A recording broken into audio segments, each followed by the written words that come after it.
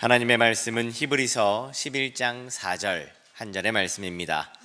하나님의 말씀 히브리서 11장 4절 말씀, 신약성경 365쪽입니다. 하나님의 말씀 히브리서 11장 4절 말씀입니다. 제가 받들어 읽겠습니다.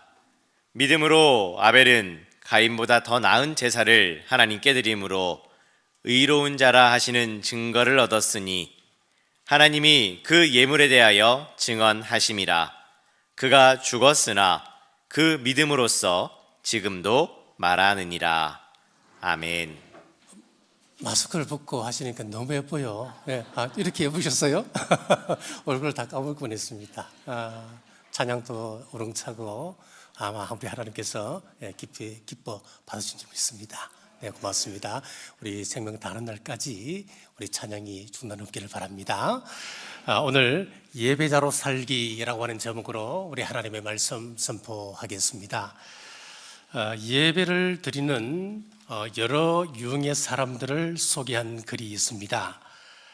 설교 시간에 강단만 멀거니 응시하는 멀대파, 주보에 밑줄을 그으며 교정까지 보는 꼼꼼파, 졸면서 고개를 끄덕이는 아멘파, 수시로 시계를 보는 안절부절파, 옆 사람과 글로 대화하는 청각장애파, 예배 후 할 일만 생각하는 염려파, 설교 시간에 혼자 성경을 읽는 나홀로파, 찬송을 부를 때 입만 뻥긋대는 건붕어파, 기도 시간에 살짝 잠을 보충하는 기회주의파, 누가 왔나 안 왔나 두리번거리는 경비파, 그리고 마지막으로 마음을 집중하여 신령과 진정으로 예배하는 순정파.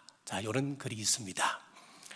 오늘 본문에는 하나님 앞에 아름다운 예배자로 섰던 순정파를 소개하고 있습니다. 바로 아벨입니다. 히브리서 11장을 펼쳐보시면 믿음이란 무엇인가 라고 정의한 다음에 바로 아벨의 예배를 소개하고 있습니다. 왜일까요? 신자와 비신자를 구분하는 기준이 예배이기 때문에 그렇습니다. 그러므로 우리 성도들에게 있어서 가장 중요한 것은 예배입니다. 어떤 분은 그럴 겁니다. 선교가 더 중요하지 않을까요? 전도가 더 중요하지요? 라고 말합니다만은 아닙니다. 왜 전도해야 합니까? 왜 우리가 선교합니까? 그곳에 구원받은 예배자가 없기 때문에 전도하고 선교하는 것입니다. 미자립교회를 우리 교회가 지원합니다. 독거 노인을 돌봅니다. 귀한 사역이죠. 아무리 귀한 사역이라 하더라도 이것이 예배보다는 중요할 수가 없습니다. 봉사도 마찬가지입니다. 예배 다음에 봉사입니다. 예배 다음에 헌신입니다. 말하다가 잘한 것 같은데 우리 주님께서 아니라잖아요. 예수님의 발 앞에서 말씀을 들었던 마리아가 더 잘한 것이라고 칭찬하셨잖아요. 우리는 하나님 나라 위에 봉사의 자리에 참여해야 하지만 먼저 예배자가 되어야 합니다. 그럼 어떤 예배가 되어야 합니까? 오늘 말씀에는 예배라고 다 같은 예배가 아니라고 말씀합니다. 4절 말씀입니다. 믿음으로 아벨은 가인보다 더 나은 제사를 하나님께 드림으로 의로운 자라 하시는 증거를 얻었으니 하나님이 그 예물에 대하여 증언하심이라. 그가 죽었으나 그 믿음으로써 지금 또 말하느니라. 더 좋은 예배가 있다고 말씀하고 있는 것입니다. 첫째, 예배 준비입니다. 창세기 4장 3절에서 4절 말씀입니다. 세월이 지난 후에 가인은 땅 위의 소산으로 제물을 삼아 여호와께 드렸고 아벨은 자기도 양의 첫 새끼와 그 기름으로 드렸더니 여호와께서 아벨과 그의 제물은 받으셨으나 두 사람이 제사를 드리기 전에 뭘 했다고 했습니까? 제물을 준비하고 있었습니다. 가인은 농사를 짓는 사람이었기 때문에 밭에 소사물을 가지고 제물을 준비합니다.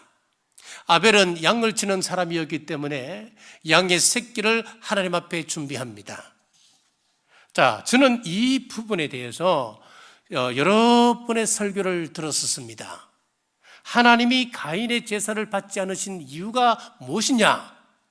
가인은 피의 제물이 아니었기 때문에 하나님께서 받지 않으셨고, 아벨은 피의 제사를 하나님 앞에 올렸기에 하나님께서 그 제사를 기뻐 받으셨다. 수도 없이 이 설교를 들어왔습니다. 참 유감입니다만 그것은 올바른 해석이 아닙니다. 하나님께서 모세를 통하여 우리에게 가르쳐준 제사의 제도들, 여러 방법들을 보면은 피 없이 순수 농산물을 가지고 드리는 제사가 있었습니다. 바로 소제였습니다. 그러니까 가인이 농산물을 가지고 온 것은 잘못이었다, 그렇게 해석하는 것은 잘못된 해석이라 할 수 있는 거예요. 무리가 있습니다. 제물의 종류에는 아무런 문제가 없습니다. 시편 58편 8절에 50편 8절에 보면 나는 내 제물 때문에 너를 책망하지는 아니하리라. 성경적으로 보면 제물에 대해서 전혀 문제가 없다고 하는 것을 알 수가 있는 것입니다. 그런데 제물을 준비하는 데 있어서 미묘한 차이를 느낄 수가 있습니다.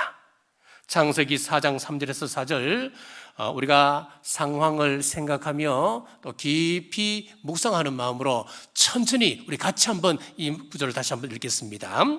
세월이 지난 후에 가인은 땅의 소산으로 제물을 삼아 여호와께 드렸고, 아벨은 자기도 양의 첫 새끼와 그 기름으로 드렸더니 여호와께서 아벨과 그의 제물은 받으셨으나 어떻습니까? 혹 차이가 느껴지나요? 가인은 그냥 땅의 소산물 중 하나를 하나님 앞에 드린 거예요. 땅의 소산물 가운데 그저 손에 잡히는 것 하나 하나님 앞에 올려드린 거예요. 그런데 아벨을 보시면은 고민하고 있습니다. 하나님 앞에 드릴 제물을 고민하고 있다가 무엇을 드릴까 하다 첫 새끼 기름을 올려드렸습니다. 여기에 무엇이 담겨 있습니까? 우리 하나님을 향한 마음이 담겨 있습니다. 좀 더 귀한 것을 드려야 되겠다, 좀 더 의미 있는 것을 드리자, 좀 더 가치 있는 것을 드려야 되겠다, 이런 고민을 느낄 수 있습니다. 이 모습을 보고 성경은 아벨은 믿음으로 제사를 드렸다라고 평가를 하고 있습니다. 자, 히브리서에 따르면 믿음이 무엇이라고 정의를 내리고 있습니까? 히브리서 11장 1절에 보면 이 11장을 믿음장이라고 하는데 1절을 딱 열어보면 믿음에 대한 정의를 이렇게 내리고 있습니다. 믿음은 바라는 것들의 실상이요 보이지 않는 것들의 증거니. 믿음이 무엇이라는 겁니까? 바라는 것들의 실상이요 보이지 않는 하나님을 마치 보이는 것처럼 알고 살아가는 것, 그것이 믿음이다, 그렇게 정의하고 있어요. 자, 그러니까 지금 아벨은 예배를 드리기 전에 눈에 보이지 않는 하나님을 마치 내 눈에서 보고 있는 것처럼 의식하고 예물을 준비하고 있다고 하는 것을 알 수가 있습니다. 내가 하나님께 무슨 제물을 드릴까, 그는 준비하는 데서부터 마음이 달랐습니다. 자, 제가 어릴 때는 저뿐만 아니고 예수님을 믿는 가정에서는 거의 다 그랬을 거예요. 그때는 목욕 문화가 제대로 정착되어 있지 않는 그런 때였으니까, 자, 토요일이 되면은 주일을 준비하는 날로 알아서 샤워를 하는 거예요. 밤늦게 샤워를 하고 깨끗한 몸으로 만들고, 또 옷도 주일날 입고 갈 가장 좋은 옷을 골라놓고, 또 헌금도 새 돈이면 좋겠는데 미처 준비가 되어 있지 아니하면 헌돈이라도 그것을 다리미로 다 다렸습니다. 자, 미국에서 이민 목회하시는 그 목사님들의 이야기인데, 그분들이 흑인 기독교인들에게서 감동받는 이야기가 하나 있대요. 이것은 한두 사람이 아니고 대부분 흑인 기독교인들은 그렇게 한답니다. 그 사람들은 토요일이 되면은 세차를 한답니다. 왜 그럴까요? 주일날 깨끗한 차를 끌고 교회에 가고 싶었어. 그리고 가장 좋은 정장을 토요일날 준비해 놓고 꼭 정장 차림으로 교회를 나간다는 거예요. 이 흑인들 기독교 이야기예요. 기독교인들. 그렇습니다. 토요일은 하나님께 나갈 준비하는 날로 이기는 거예요. 여기서부터 예배가 시작되는 거예요. 이어지는 거예요. 왜 하나님이 가인의 제물은 받지 않으시고 아벨의 제물만 받으셨습니까? 정성이 있느냐, 내 마음이 들어있느냐, 이 차이였습니다. 이것이 곧 믿음입니다. 사랑하는 여러분, 믿음으로 예배 준비하는 우리 남북의 모든 성도님들 되시길 주님의 이름으로 축복합니다. 자, 둘째, 예배의 모습입니다. 4절 하반절에서 5절 말씀 제가 받드렸습니다. 여호와께서 아벨과 그의 제물은 받으셨으나 가인과 그의 제물은 받지 아니하신지라. 자, 여기 보면은 하나님께서 먼저 무엇을 받으셨나 하면은 아벨의 마음을 받으셨어요. 그리고 아벨이 바치는 제물을 이어서 받으십니다. 자, 하나님께서 가인의 마음을 받지 않으셨어요. 그래서 이어서 가인이 바치는 그 제물도 받지 않으셨어요. 여러분, 하나님은 무엇에 관심이 있다는 겁니까? 가인과 아벨은 같은 장소에서 예배를 드렸습니다. 하나님의 관심은 장소가 아니었습니다. 하나님의 관심은 사람이었습니다. 예배자에게 관심을 집중하고 계셨다고 하는 것을 알 수가 있습니다. 지금 또 같습니다. 우리가 함께 같은 장소에서 예배 드리고 있습니다. 그런데 하나님께서 받으시는 예배가 따로 있습니다. 자기를 하나님께 드리는 자, 자기의 온 마음을 하나님 앞에 올려드리는 그 예배자에게 하나님은 관심을 기울이십니다. 찬양하는데 테크닉이 중요한 것 아닙니다. 정성을 다한 찬양인가 아닌가, 그것이 중요합니다. 그러므로 예배 시간 찬양할 때는 온 마음을 다해 소리내어 찬양하셔야 됩니다. 찬양대가 찬양을 올리면 아멘으로 함께 하나님 앞에 찬양을 올려야 하는 겁니다. 예배자가 특별한 이유 없이 예배 시간 늦어서는 안 됩니다. 교회에 오셔서 몸으로 헌신하고 봉사해야 합니다.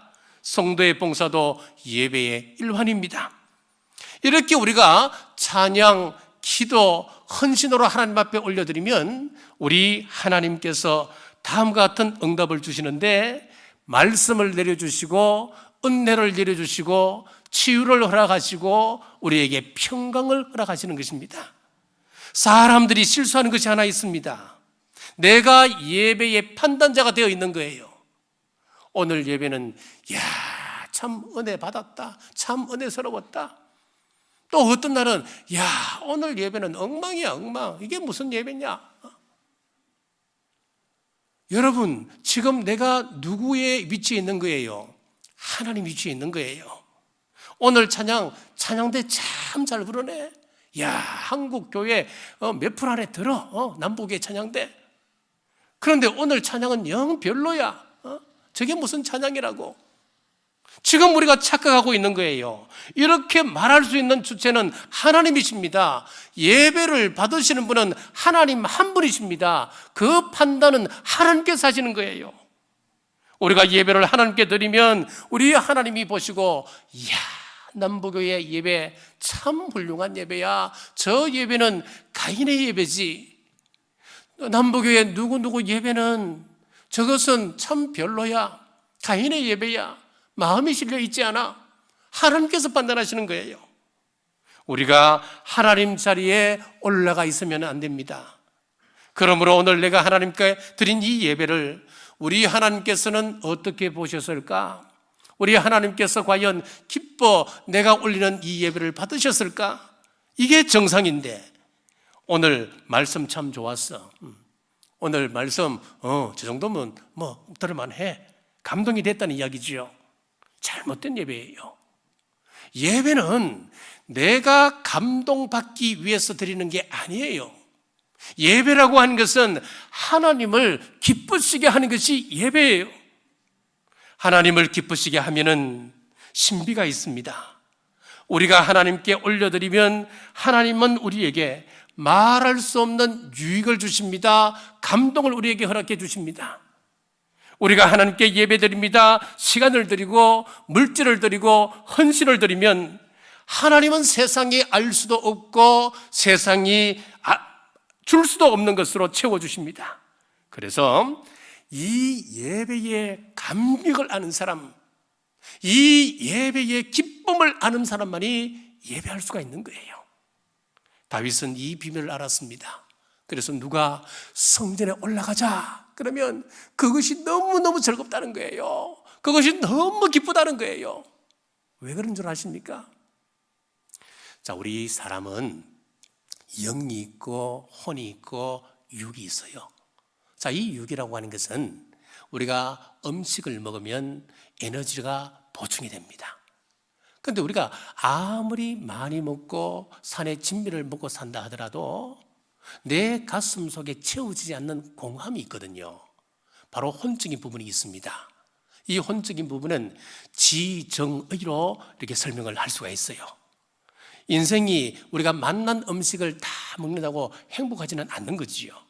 우리의 감정적인 욕구, 지적인 욕구는 육체적인 욕구를 풍족하게 채운다고 해서 해결되는 요소가 아니에요.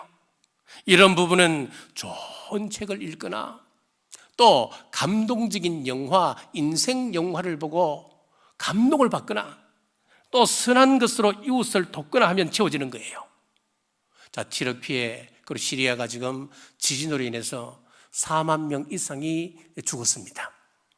자, 그것을 보고 나의 아픔으로 내가 느끼고 그들을 위하여 멀리서나마 내가 할 수 있는 일을 찾는 거예요.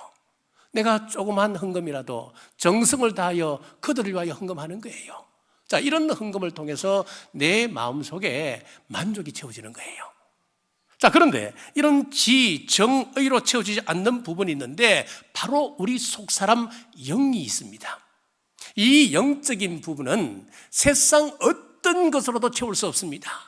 좋은 양서, 좋은 영화, 우리가 하는 선행 이런 것들은 채워줄 수 없습니다. 하나님 앞으로 나갈 때만 채워지는 영적인 부분이 있어요. 우리 영은 우리를 지으신 하나님 앞에 써야 됩니다. 우리 크리스찬이 예배를 빼먹어 보십시오. 그러면 말할 수 없는 답답함을 느끼지 않습니까? 우리가 예배 시간을 내가 범했다 그러면 우리 마음속에 갈급함이 생기는 거예요. 왜 그렇습니까? 우리에게는 영이 있기 때문에, 영이 살아있기 때문에 그렇습니다.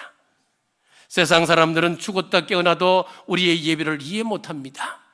인간적으로 보면 아벨이 예배 한 번 드리고 그가 죽었다. 얼마나 허무한 인생입니까? 그깟 예배가 뭐라고, 그 예배 한 번 드리고 그 어린 나이에 세상을 떠났다. 그도 살해당했다. 그걸 보고 세상 사람들이 어떻게 행복한 인생이었다 평가할 수 있겠느냐는 거예요. 그런데 히브리서 11장 4절 하반절에 보시면은 그가 죽었으나 그 믿음으로써 지금 또 말하느니라. 아벨은 죽었지만은 지금 또 말한다 그렇게 말씀하고 있습니다. 예배 한번 잘 드리고 죽은 사람을 하나님께서는 지금까지도 기억하고 계신다는 그 말씀입니다. 자, 이런 것을 세상이 어떻게 이해할 수 있겠습니까? 우리도 그렇잖아요. 어떤 사람이 나에게 감동을 주면은 보는 사람들마다 야, 그 사람 이런 사람이어서 두고 우리가 이야기하지 않습니까? 하나님도 마찬가지입니다. 우리 하나님이 얼마나 감동이 되셨으면은 야, 아벨이 나에게 예배를 얼마나 잘 드리는지 아느냐? 지금까지 그 말씀을 하시는 거잖아요. 사랑하는 여러분, 우리 하나님 마음에 합한 예배자로 서시길 주님의 이름으로 축복합니다. 자, 셋째, 예배 후의 3일입니다. 창세기 4장 8절입니다. 가인이 그의 아우 아벨에게 말하고 그들이 들에 있을 때에 가인이 그의 아우 아벨을 쳐 죽이니라.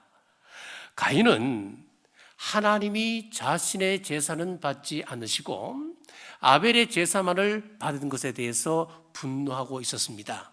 5절에서 7절입니다. 가인과 그의 제물은 받지 아니하신지라. 가인이 몹시 분하여 안식이 변하니 여호와께서 가인에게 이르시되 내가 분하여 함은 어찌 됨이며 안색이 변함은 어찌 됨이냐. 내가 선을 행하면 어찌 낯을 들지 못하겠느냐. 선을 행하지 아니하면 죄가 문에 엎드려 있느니라. 죄가 너를 원하나 너는 죄를 다스릴지니라. 자, 예배 드리는 현장에서 분노가 치밀어 올랐고 그 자리에서 가인은 동생 아벨을 죽이고 싶었습니다. 그런데 그곳에서는 못 죽입니다. 왜 그럴까요? 그곳에 하나님이 계신다고 믿었기 때문에 그렇습니다. 그래서 어디로 불러냈습니까? 들로 불러내어서 거기서 동생을 죽였습니다. 왜 이렇게 되었습니까? 가인의 문제가 무엇입니까? 가인의 문제는 그곳에 하나님께서 계시지 않는다 라고 하는 인식입니다. 하나님은 예배의 자리에만 계시는 분이십니까? 아닙니다. 들에서도 계시는 분이십니다. 어느 곳에서나 계시는 무소부지하신 하나님이십니다. 그런데 가인은 제사 드리는 곳에만 계신다고 착각했습니다. 그래서 들판으로 불러내어 죽였던 것입니다. 가인의 문제가 보이지요. 우리랑 똑같습니다. 분을 품고 예배 드리면서 김 집사, 너 예배 끝나고 나 좀 봐. 문을 열고 나가는 순간 혈기를 부리고 다툽니다. 우리랑 똑같은 것입니다. 부부가 막 싸우다가도 그래, 예배 끝나고 보자. 집에 돌아가는 차 안에서 집에 도착하는 시간까지 서로 다툽니다. 예배 시간에 계시는 하나님이 차 안에는 안 계시는 것입니까? 이 자리에 계시는 하나님이 우리 일주에서는 아니 계시는 것입니까? 이곳에 계신 우리 하나님이 여러분의 집안에는 계시지 않는 것입니까? 어디에든 계십니다. 교회에서는 말 조심합니다. 먹는 것 조심합니다. 입는 것 조심합니다. 그런데 사회에서도 그렇게 하시는가요? 가인은 예배 후 생활 속에서 하나님을 의식하지 않았습니다. 일주일 내내 종교인으로 살다가 주일날만 예배드리러 오는 삶이 가인의 제사입니다. 사사기의 삼손도 똑같습니다. 성경에 우리 삼손을 쭉 살펴보면은 우리에게 전하는 메시지가 무궁무진합니다. 그 가운데 참 의문스러운 것이 하나 있습니다. 사사기 15장에 보면은 우리 하나님의 영, 성령님이 강력하게 삼손에게 역사하셔서 그가 믿기 어려운 기적 같은 일을 베풀게 됩니다. 사사기 15장 14절에서 16절 제가 읽겠습니다. 삼손이 레기의 이름에 블레셋 사람들이 그에게로 마주 나가며 소리 지를 때 여호와의 영이 삼손에게 갑자기 임하시매 그의 팔 위에 밧줄이 불탄 삼과 같이 그의 결박되었던 손에서 떨어진지라. 삼손이 나귀의 새 턱뼈를 보고 손을 내밀어 집어들고 그것으로 1000명을 죽이고 이르되 나귀의 턱뼈로 한 더미 두 더미를 쌓았으며 나귀의 턱뼈로 내가 1000명을 죽였도다 하니라. 자, 놀라운 역사를 일으키잖아요. 그런데 이제 요즘 이제 성도들하고 쭉 얘기를 해보면은요, 야, 성경에 나오는 이 하나님은 왜 뭐 한번 딱 들으시면은 뭐 1000명이 막 죽고 그냥 또 어떤 데는 뭐 우양까지도 그냥 한 성읍을 완전히 몰살시키고 참 잔인하다. 뭐 이런 이야기들을 많이 하시잖아요. 구약을 읽어보면은 막 피 비린내가 코에서 나오는 것 그런 말씀을 하셔요. 예. 자, 그런데 제가 지금 그 이야기를 하려고 하는 게 아니고요. 지금 하나님의 역사가 이 정도 크다는 걸 제가 지금 말씀을 드리는 거예요. 그런데 이런 큰 역사를 보았으면은 그의 이후의 삶이 어땠을까? 그가 하나님 앞에 온전히 붙잡힌 삶을 살아가면 얼마나 좋겠습니까? 그렇지 않습니까? 자, 그런데 하나님의 사람이라고는 도무지 우리가 상상하기 어려운 그런 반전이 나와요. 자, 그게 16장 1절입니다.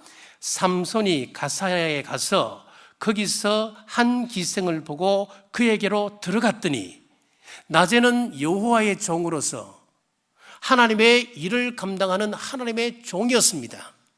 그런데 밤에는 성욕에 쫓겨서 기생집에 들어가는 거예요. 낮에는 누가 봐도 하나님의 사람인데 밤에 홀로 남았을 때는 그는 하나님을 의식하는 사람이 아니었다는 이야기예요. 이게 바로 제사 이후에 가인과 똑같은 삶입니다. 우리가 사람들 앞에서는 기도하고 찬송하고 거룩한 예배자의 모습인데 혼자 있을 때나 나를 모르는 곳에 갔을 때 과연 여러분은 어떤 삶을 사시는가요? 다르다면 나는 가인의 제사를 드리고 있는 겁니다. 오늘 말씀을 통하여 하나님께서 우리에게 주시는 경고의 메시지를 받으셔야 합니다. 가인은 예배 드릴 때만 하나님을 의식한 겁니다. 예배 드리는 장소에서만 하나님을 의식했습니다. 그런데 그 다음이 중요합니다. 성전에 계신 하나님은 성전 바깥에도 계십니다. 이 시간 우리 예배를 보고 계시는 하나님은 우리가 사회 속에서 월요일부터 토요일까지 직장에서 사회에서 생활하는 그 모든 곳에서 우리 하나님의 눈길은 떠나지 않습니다. 다윗은 시편 139편 7절에서 이렇게 고백합니다. 내가 주의 영을 떠나 어디로 가며 주의 앞에서 어디로 피하리이까? 자, 2절에서 4절입니다. 주께서 내가 안고 일어섬을 아시고 멀리서도 나의 생각을 밝히 아시오며 나의 모든 길과 내가 눕는 것을 살펴보셨으므로 나의 모든 행위를 익히 아시오니 여호와여 내 혀의 말을 알지 못하시는 것이 하나도 없으시니이다. 나의 모든 것을 알고 계시고 나의 모든 것을 지금 또 지켜보고 계신다고 고백을 하고 있습니다. 8절입니다. 내가 하늘에 올라갈지라도 거기 계시며 서울에 내 자리를 펼지라도 거기 계시니이다. 어느 곳에서든 하나님께서 계십니다. 천국에도 하나님 계십니다. 당연한 일이지요. 그런데 만약에 내가 지옥의 자리에 자리를 펴고 앉아 있을지라도 거기에서도 하나님은 계십니다. 우리 하나님은 무소부지하신 하나님이심을 다윗이 고백하고 있습니다. 사랑하는 여러분, 예배당을 떠나 세상 속에 살 때에 하나님 앞에서라고 하는 코람데오 신앙을 새롭게 하셔서 가인같이 버림받는 일 없기를 주님의 이름으로 축복합니다. 말씀을 맺겠습니다. 아벨은 준비부터 하나님을 의식했습니다. 가인은 자기의 것 중 하나를 준비했습니다. 아벨은 예배로 하나님을 감동시켰습니다. 그러나 가인의 예배는 하나님께서 받지 않으셨습니다. 아벨은 죽은 후에 죽었으나 예배 후에 죽었으나 끝까지 기억되는 사람이었지만은 가인은 예배 후에 하나님을 잊어버린 사람이었습니다.